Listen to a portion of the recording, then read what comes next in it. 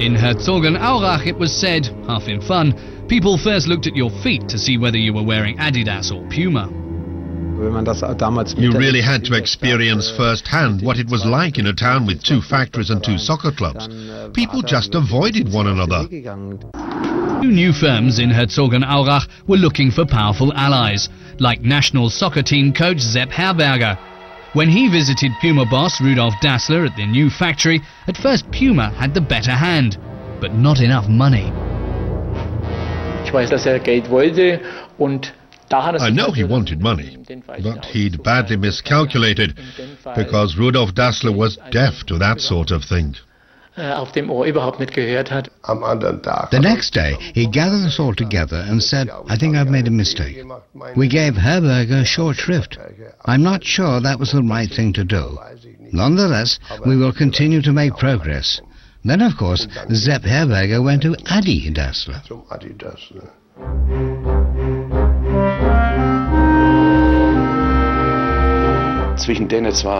As far back as I can remember, there was never a bad word between them. They had a bond, like 2 brothers. The 1954 World Cup saw the conflict between Adidas and Puma escalate.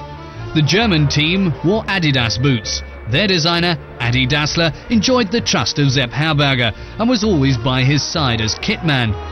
Adi Dassler, it was soon claimed, had developed boots with screw-in studs especially for the tournament. On the wet turf of Bern, they were a decided advantage.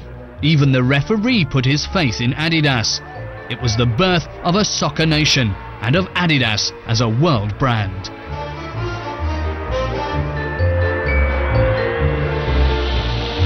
Von der Innen geflankt, Kopfball, abgewehrt, aus dem Hintergrund müsste Rahn schießen. Rahn schießt, Tor! Tor! Tor! Tor! Aus! Aus! Aus! Das Spiel ist aus! Man hat das richtig gut gemacht. You have to say they handled things really well at Adidas.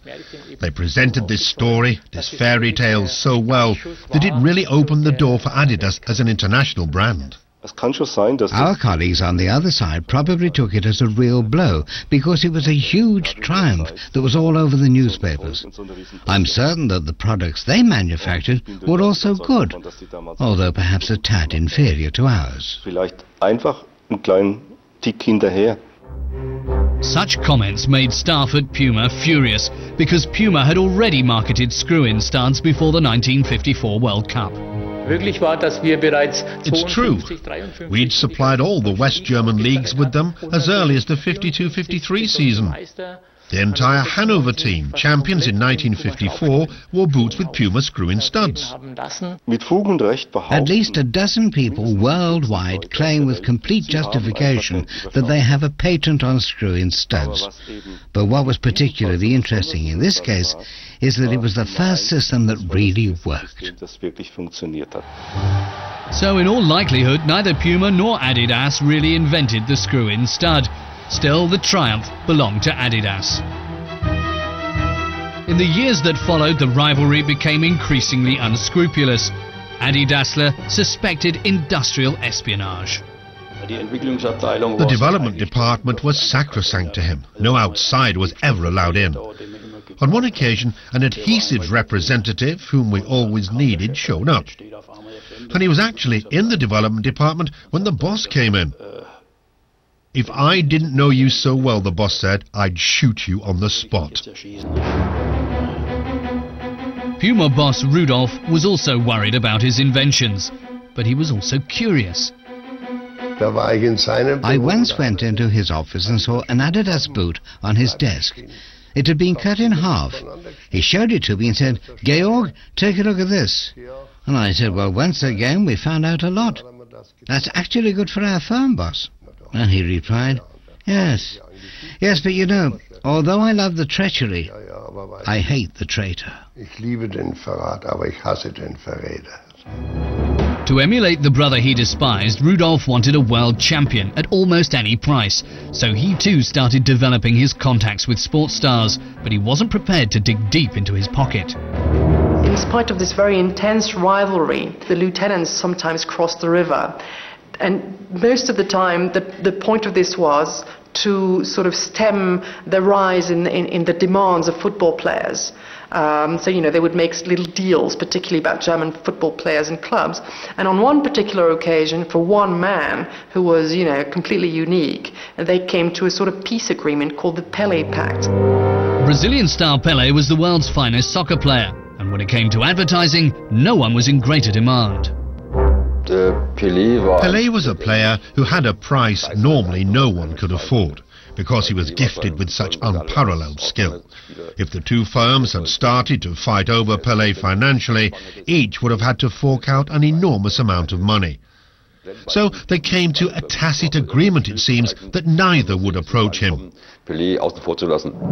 Rudolf and Friedel Dassler sent son Armin to the 1970 World Cup in Mexico to sign up stars apart from Pelé, but the brilliant Brazilian proved too tempting. So after the tournament, Armin flew to Brazil with around $100,000 in cash. It's said that he kept the money in a safe, but in reality he had it stashed in flower pots. At last, Puma too had a legend on the payroll, but to achieve this, Armin Dassler had broken the Pelé Pact between Adidas and Puma.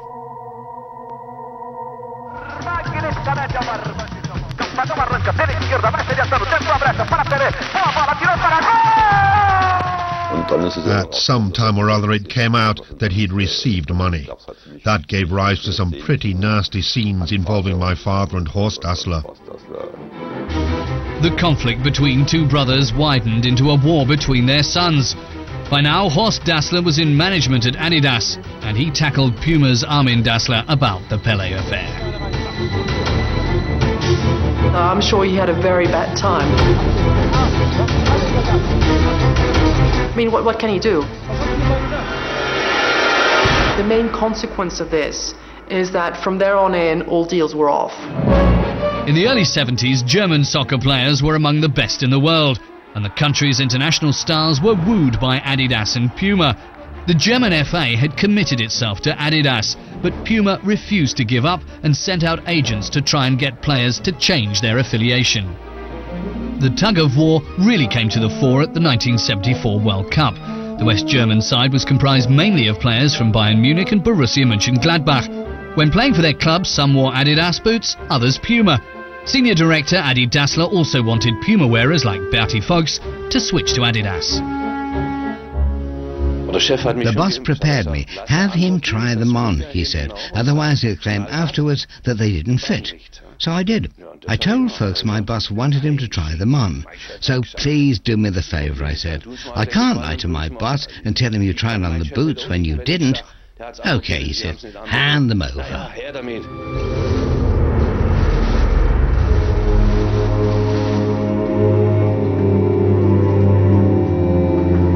He took the boot, lifted up the tongue, looked inside and said, "There's nothing in here." I was really naive, of course. I didn't twig what he meant, what he expected to find in the boot. But when I told my boss, he laughed. Adidas versus Puma. The war between the two brothers sent prices soaring. The players knew that the German FA had long been using them as advertising media.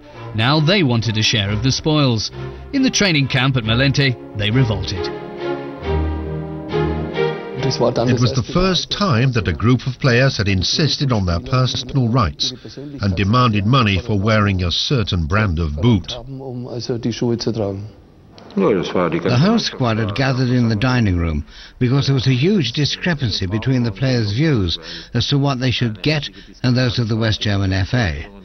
Discussions went on through the night, and at one point the entire national team almost decided to go home the very next day. In Malente, players like Hoeneß, Beckenbauer and Bonhoff haggled with the German FA all night long. Naturally, we knew about other sums that were being paid. So we knew which direction to take and how far we could push things. And we were pretty successful. Around 6 a.m. reason prevailed. Otherwise, Germany could have gone to the World Cup without its internationals. It was that close. At the end of the long night, the players and the German FA reached agreement. The team would not boycott the World Cup. Disaster had been averted. At the last minute. In the end, cash flowed. From the German FA? No, back then from Adidas via the German FA. West Germany became world champions, once again in Adidas footwear. Adidas maintained its ties with the German FA. By now, Adi and Rudolf hadn't spoken a word to each other for many years. On one occasion they met by chance at a trade fair for sports goods. But this time too, there was just stony silence. In the autumn of 1974, only a few months after the World Cup, Puma boss Rudolf Dassler fell seriously ill. Now it wasn't his brother he was battling against, but death, and he wanted to square things with Adi. He wanted to see his brother one last time before he died. So Armin went to Adolf and asked whether he could possibly grant his father's wish. A priest was asked to mediate. I went back and forth from one brother to the other, from Rudolf Dassler, who was ill, to Adi Dassler, who was still active, discussing the matter with them. And I must say that there was a desire for reconciliation not only from Rudolf, but also from Adi Dassler.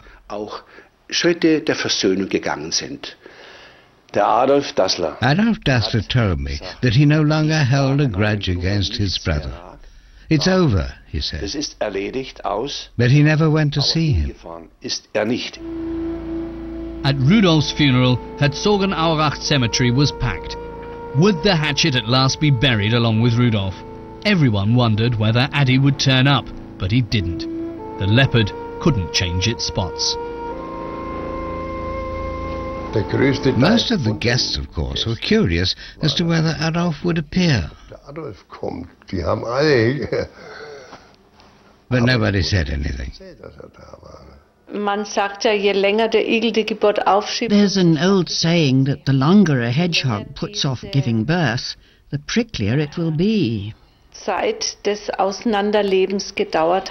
the longer the two brothers drifted apart, the harder it was for them to come together again. 4 years after Rudolf, Adi died.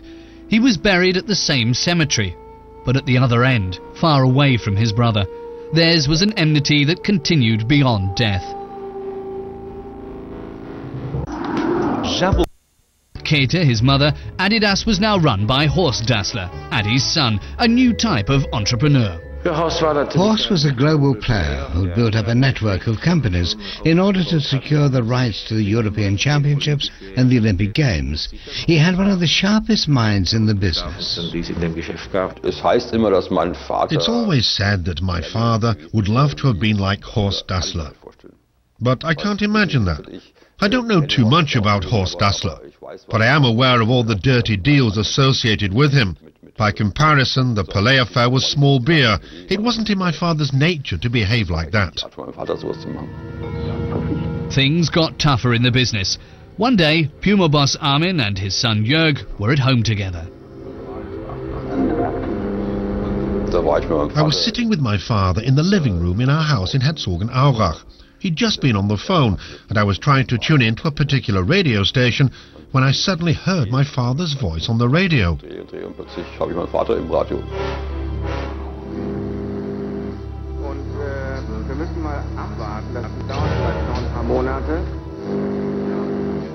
Something's crooked, I thought.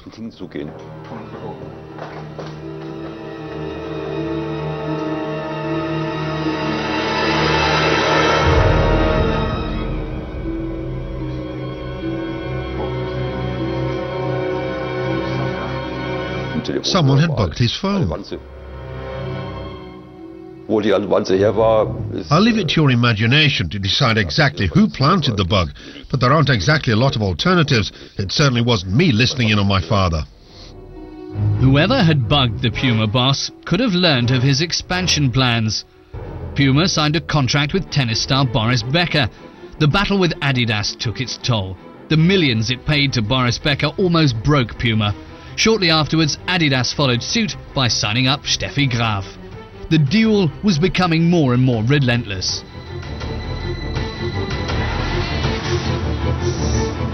When Lothar Matthäus moved to Adidas club Bayern Munich, things became complicated. Since his father was a caretaker at Puma, Lothar was under contract with Puma. My whole family worked for Puma, so I felt a certain commitment to the firm, which Uli Hoeneß understood. But he wanted the transfer to go through at all costs. So he had to reach an agreement with Adidas that would permit Lothar Matthäus to wear Puma boots as a Bayern player. The main problem was that Lothar's father worked for Puma, and Lothar was worried that his father would get the sack if he signed for Bayern Munich and had to play in Adidas boots. But agreement was reached, I believe, in that should his father really lose his job, he'd be taken on by Adidas. Herzogenaurach is slowly growing together again. The two rival company headquarters still stand on opposite banks of the Aurach, but in the face of competition from Nike, production has long taken place in the Far East. And today, stockholders call the tune. The conflict between two brothers is now a battle between two international concerns. At the 2006 World Cup, thousands of fans without tickets watched the emotionally charged final on giant screens. Hardly any of them realized that they were also watching a final contested by Adidas and Puma. After so many years, the old opponents were facing one another in a World Cup final for the first time, and both wanted to win.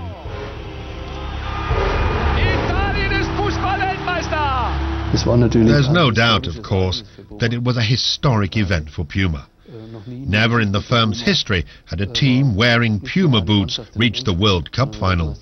It was pure chance that a Puma team reached the final. In the long run, there's no way Puma can hold a candle to Adidas in the soccer arena. A moment with 80 years of prehistory.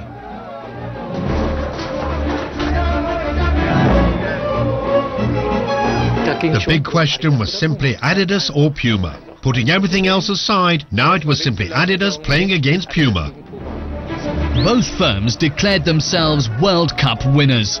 Puma, Italy's sponsor, took the prestige of victory, while France's sponsor Adidas won market share. The battle continues.